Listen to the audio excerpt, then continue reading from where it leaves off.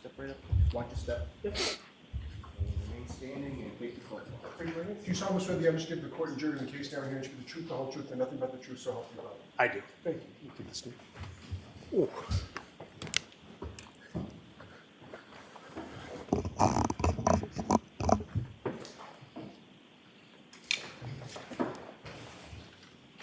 All right, Mr. Lally, whenever you're ready. Your Honor. Good morning, sir. Good morning. Good morning. Would you please state your name and spell your last name for the jurors? Matthew McCabe, McCabe. And where do you live, sir? Canton, Massachusetts. And you have 4 daughters, is that right? That's correct. And how old are you? I'm 49. Oh, I'm sorry.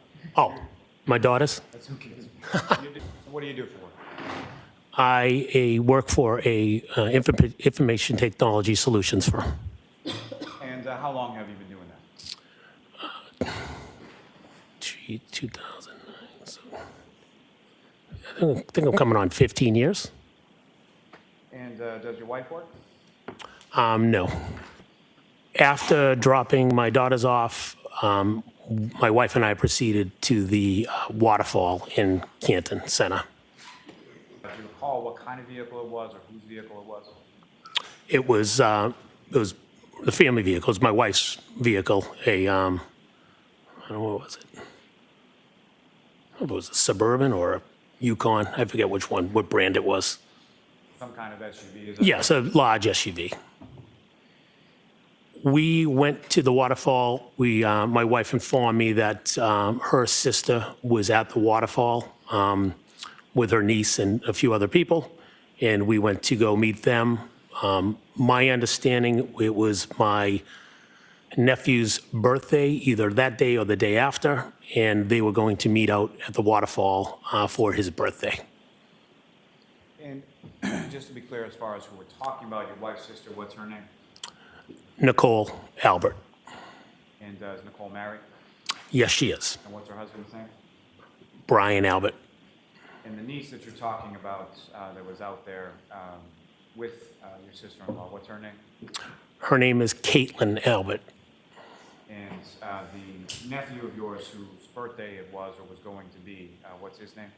His name is Brian as well. So essentially Brian Albert Jr., even if he's not. Yes, I believe he's a junior, yes.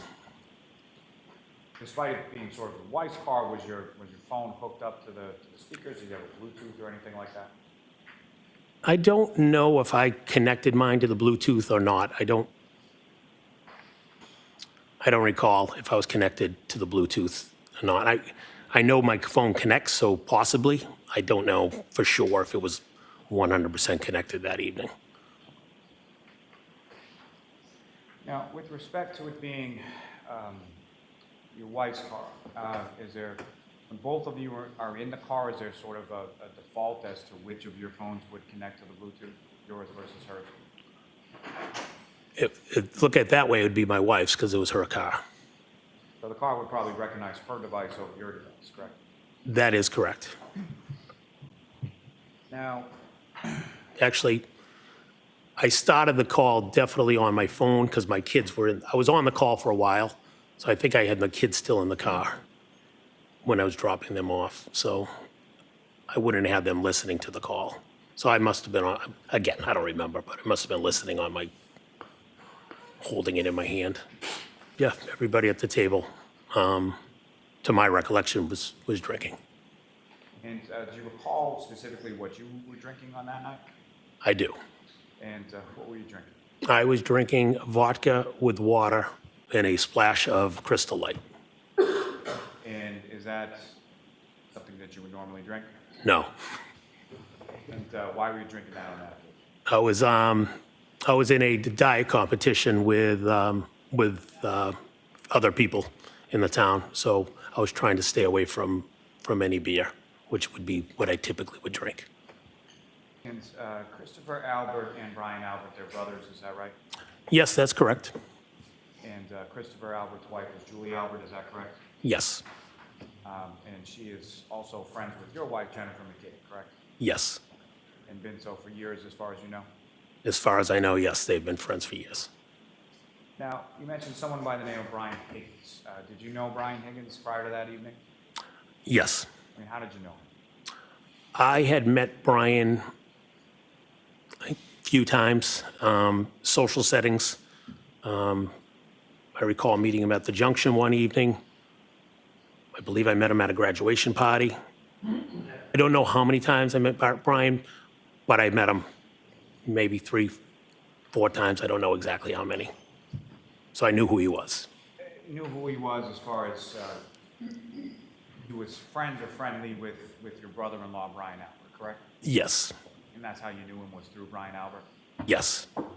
With regard to Mr. O'Keefe first, how was it that you knew Mr. O'Keefe? I've met John O'Keefe when he started to be the caretaker for his niece and nephew after their parents had passed. When you met Mr. O'Keefe, is that when you were living at the house on Sutcliffe? Yes. And where was that house in relation to where Mr. O'Keefe initially lived with his niece and nephew? A couple hundred yards. 2 different streets. It was a neighborhood with multiple streets. My house was on Sutcliffe. Drive down Sutcliffe, maybe pass 1, 2, 3, 4 houses. Took a right, and that was John. That was the street that the kids lived on, maybe 4 houses up on the right. And about this time that John had moved in his house, close to the house you were living on Sutcliffe, about how old was your daughter and his niece, Kaylee? Ooh, I believe it was kindergarten. How old would you be in kindergarten? 7? I don't know.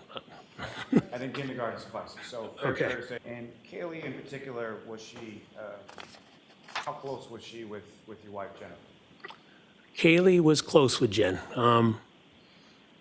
Kaylee was mature, well beyond the other girls in regards to just, she was bright. As far as Mr. O'Keefe was concerned, do you recall anything about what he was wearing that night?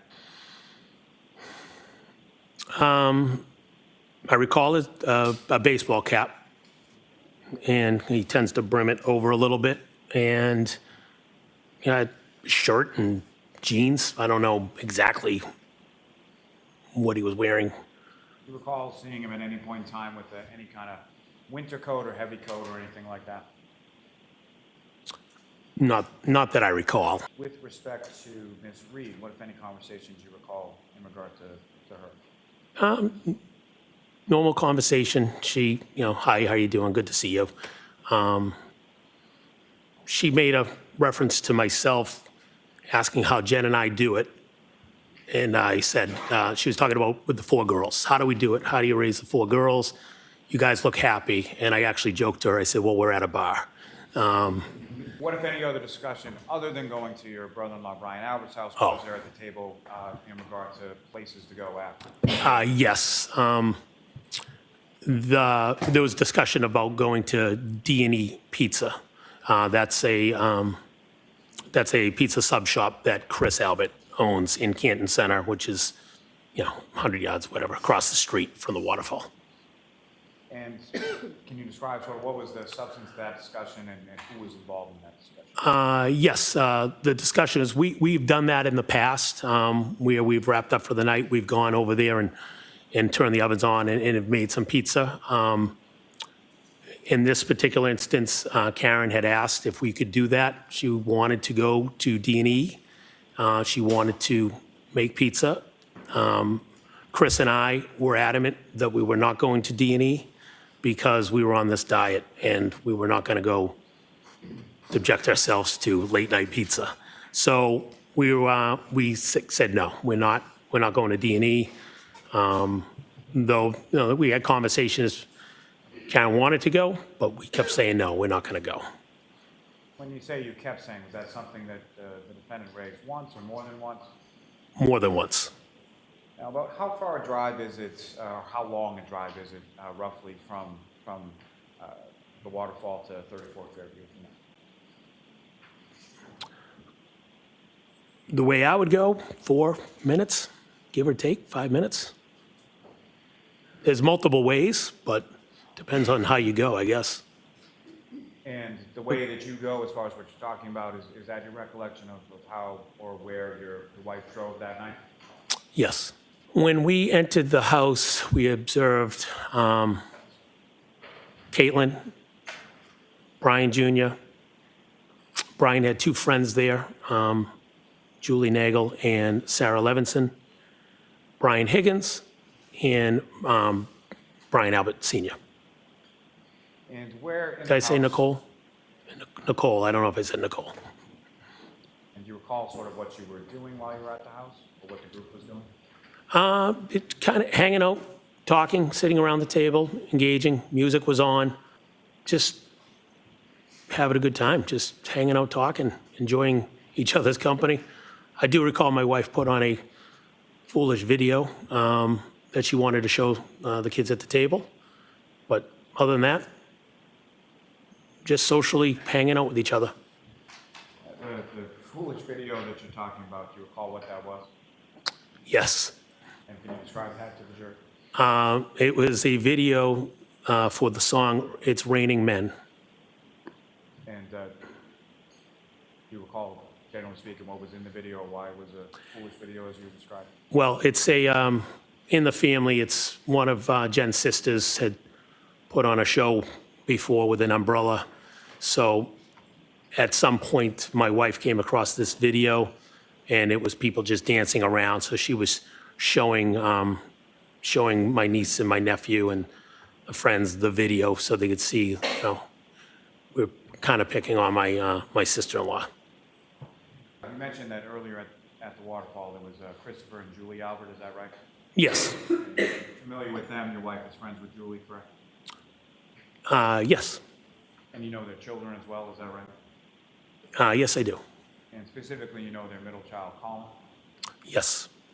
And at any point in time in the evening when you were there at 34 Fairview Road, was Colin Albert there at any point? No, he was not. You didn't see him that night at all? Never saw him. And obviously, you know your oldest daughter, Allie, correct? Yes, I do. And at any point in time when you were at 34 Fairview, did you see her vehicle or anything? Did you have any knowledge that your daughter, Allie, was there at the time that you were there? No, she was not. She wasn't there, you didn't see her there, you didn't know if she had been there before you or anything like that? Correct. Correct. Now, turning back, at any point in time over the course of that evening, did you see anybody sort of go upstairs or downstairs to the basement or anywhere else but that general area of those three rooms in the home? I did not see anybody.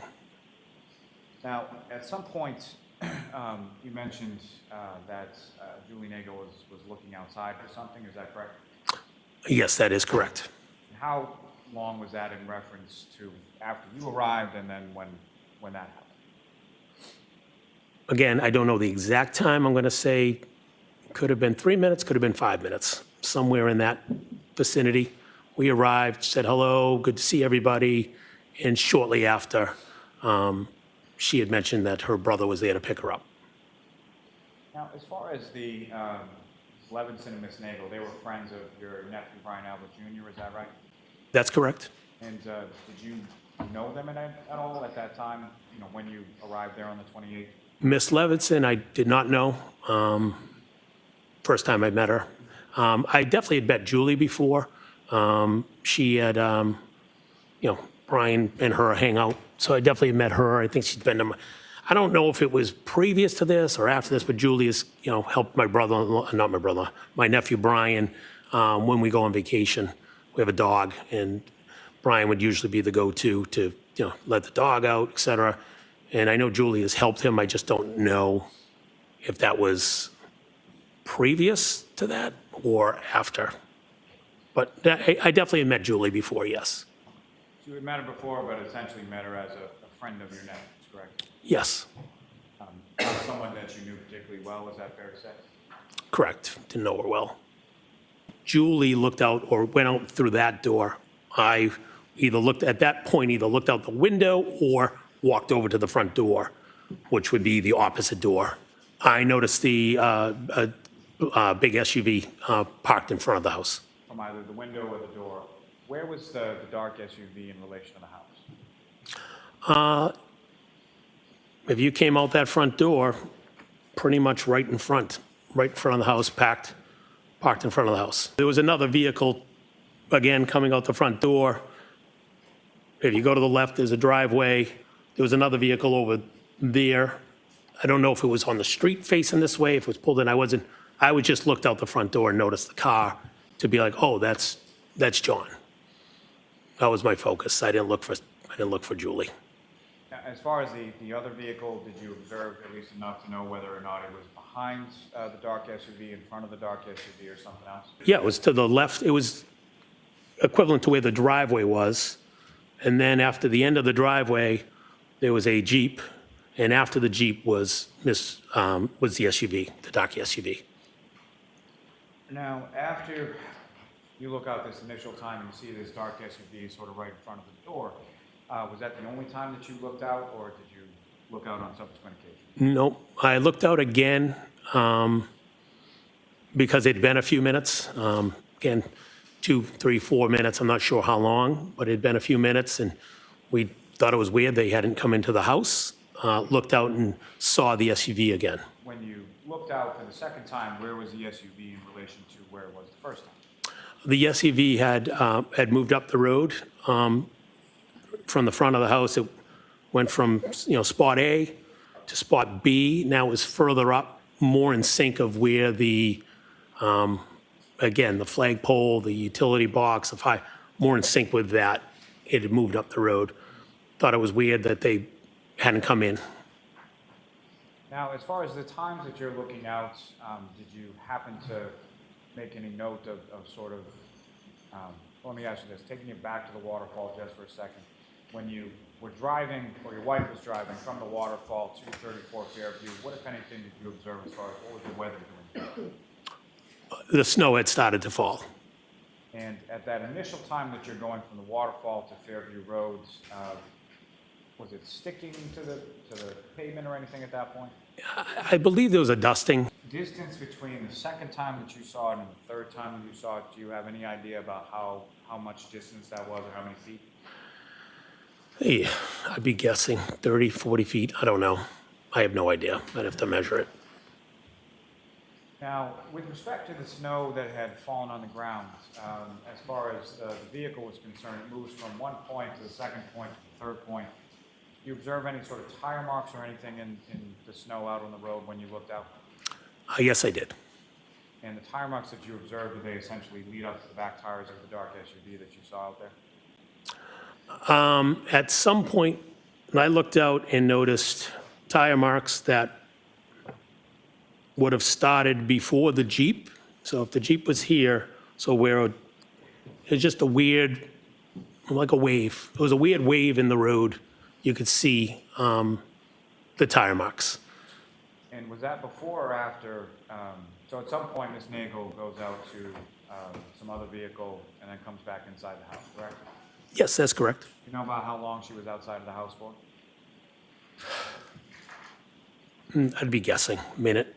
I'm not sure. Just not terribly long time? No, not at all. And so the time that you observed this sort of abnormality in the tire marks that you see out there, was that before or after she had come back inside the house? That would have been after. So you don't know if that was from the dark SUV or whatever vehicle she had met. You have no idea. Objection. No, can you answer that? Well, the form of the question, it's sustained then. Do you know which vehicle left those abnormal tire marks you saw? Based off of where the tire marks were, they came off the curb. My assumption was it was the SUV. I withdraw. Okay, I heard the answer, I withdraw. okay. But you don't know, correct? No, I didn't see no. And that was my next point. As far as when you saw the vehicle, as far as each of those 3 times, it was stationary each time you saw it, correct? The first 2 times, definitely stationary. The third time looked stationary. If it was going a half mile per hour, I'm not sure, but it was further up the road. It looked to me it was stationary, but like I said, if for some reason it was moving, it could have been moving. But Now, each time that you saw the vehicle, was it in the same sort of position with respect to the house? By that, I mean, as far as was it on the Alberts, was it on the 34 Fairview side of the road or the other side, or where was it positioned with respect to the roadway? Yes, same position, parked parallel to the Alberts house, heading forward as if you were going to leave Fairview to head up to Chapman Street, heading away from the house. And so each time that you observed the vehicle, you were looking at sort of the passenger side of that vehicle, correct? That is correct. And at any point in time, either of these three occasions that you observed the vehicle, did you see anybody outside of it? I did not. Did you see any footprints around the vehicle or leading away from the vehicle or across the yard or anything like that? I did not. And were you able to see inside of the vehicle from where you were, either from the window or from the storm door or the front door? I could not, or I did not see anything inside. And further to that point, at any point in time that you observed this vehicle in front of the house, do you see any sort of interior lights on inside the vehicle? Not that I noticed. My wife was trying to communicate with John, letting him know that he's here. Objection. I'm going to let that stand. And at any point, do you know whether or not Mr. O'Keefe communicated back to Ms. McCabe while they were out front of the house? Objection. Do you know? Not how you know, but do you know? Do I know if Mr. O'Keefe communicated back to Jen? Is that the question? That's my question. No. No, she did not, or no, you don't know? Oh, no, sorry, no, she did not, sorry. Right, I'll strike that. I'm in the driver's seat, my wife is in the passenger seat, and Julie and Sarah are in the seats directly behind us. Do you recall who was seated where? I don't recall who was in what seat. And you back out of the driveway and then you go, do you recall where you were going or who you were dropping off first? Yes, I back out of the driveway and proceed, heading up towards Chapman Street.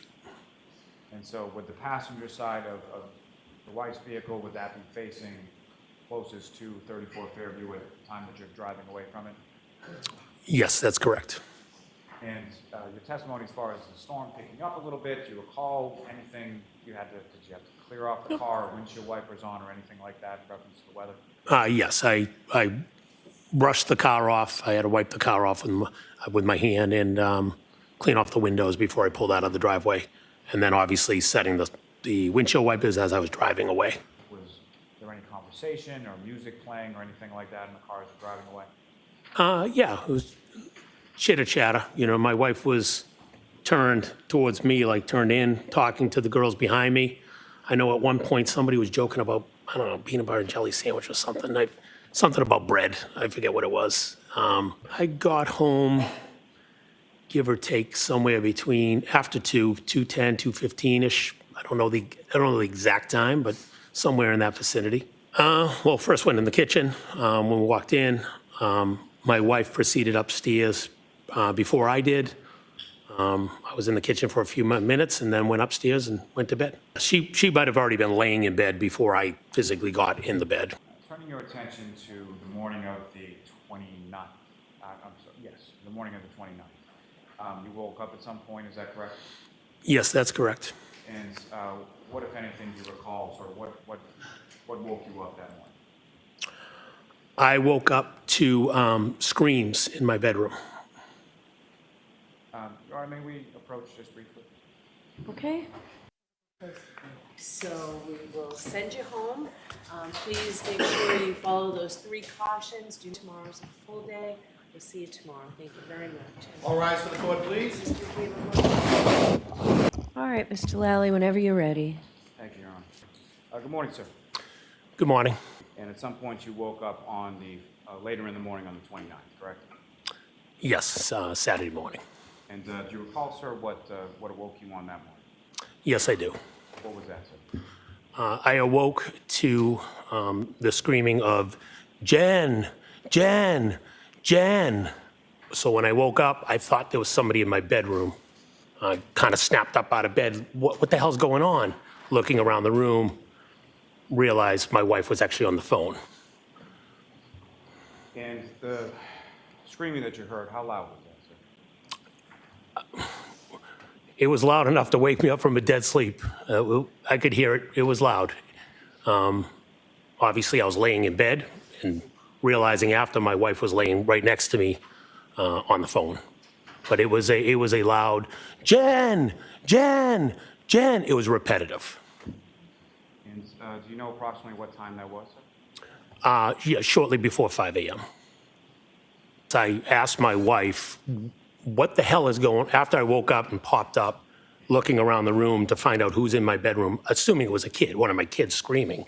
I asked my wife, what is going on? And I could hear her saying, I'm on the phone with Karen. She can't find John.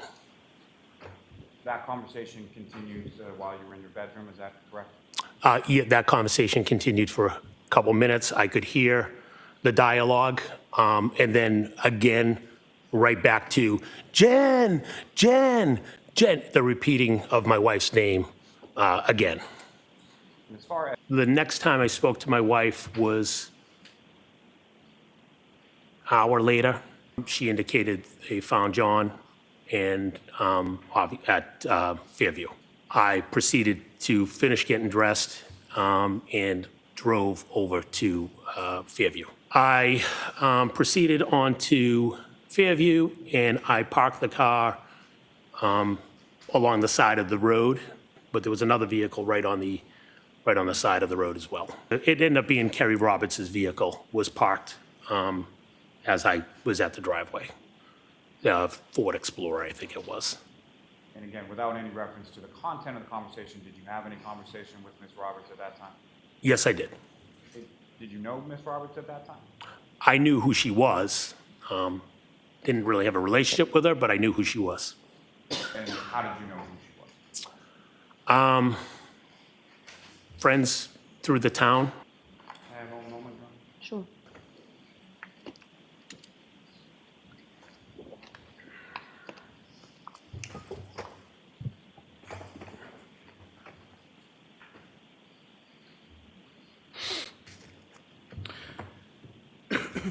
Just briefly, sir. So, describing your wife's demeanor, you described her to sort of be in shock. Is that correct? Yes, that's correct. Have you seen your wife display that kind of demeanor before, or have you seen your wife in sort of crisis mode over the course of your relationship and your marriage? I've seen her in crisis mode. I would call it crisis mode as well in the past. And sort of typically, how would you describe how she handles situations like that, or what her demeanor is in those types of situations? She is very calm, very calm. And when, just so it's clear for the jury, so when you're talking about sort of prior incidents in regard to sort of crisis modes, what types of scenarios or what types of incidents are we talking about? Well, allow it. Previous deaths of my parents, my brother. She's the one that can get in the room, sit, relax, hold their hand, make them feel comfortable. She's much more. I can't do that. She's much more. So she's done that with my family, and she's also done that with our neighbor. Nothing further. Thank you, sir. All right, Ms. Giannetti? Thank you, Your Honor.